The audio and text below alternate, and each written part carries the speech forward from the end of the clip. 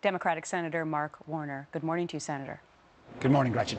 Now, I know that you, the Gain of Six, met with the super committee about a week ago. What happened at that meeting?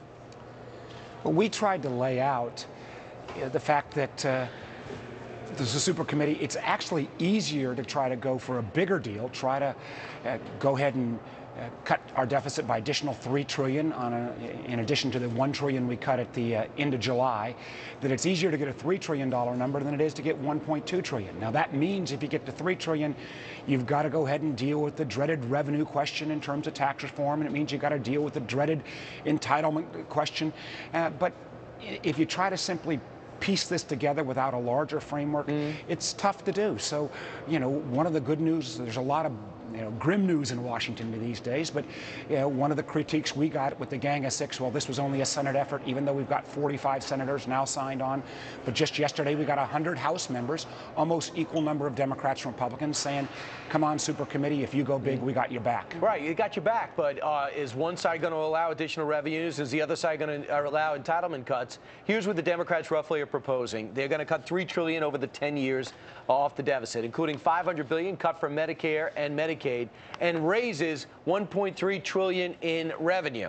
That's huge. The Republicans, they're going to trim the deficit by $2 trillion, cutting $685 billion from health benefits, raising less in revenue, taxes, and fees.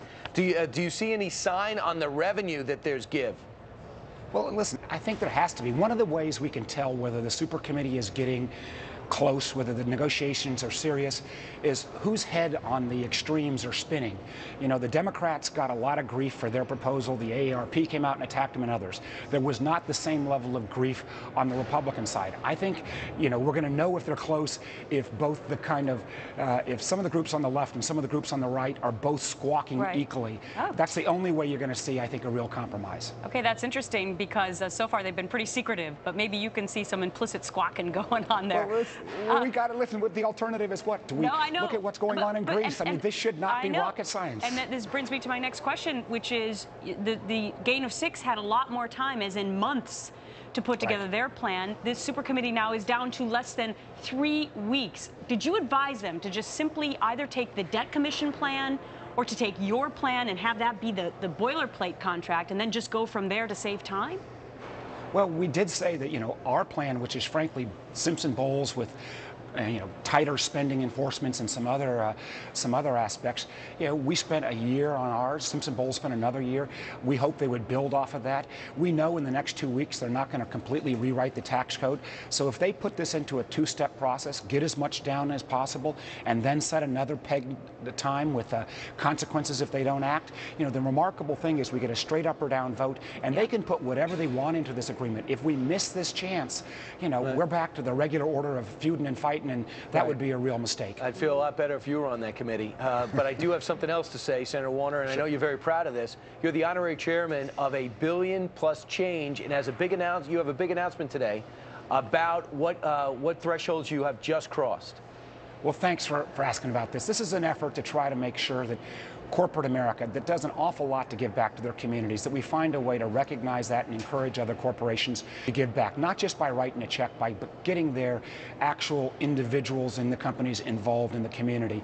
We've got over 50 companies that have now committed over 1 billion hours, 1.2 billion hours in terms of giving back to their communities over the next year. We want to increase that to about 300 companies. There's a lot of people bashing business these days, but there's an awful lot of good that business does, and we want to try to highlight that. So we've got a big announcement this morning.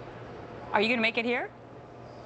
Well, it's just that we hope to go from $1.2 billion that was already been promised with 50 companies. We want to increase that to over 300 companies. We want to solicit other corporations to get involved in terms of not just, again, writing a check, but having their employees oftentimes not just paint a house, but sometimes give their professional services for nonprofits and others.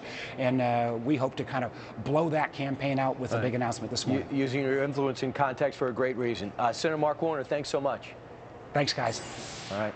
Who knew Medicare allowed this? Doctors writing off dance lessons.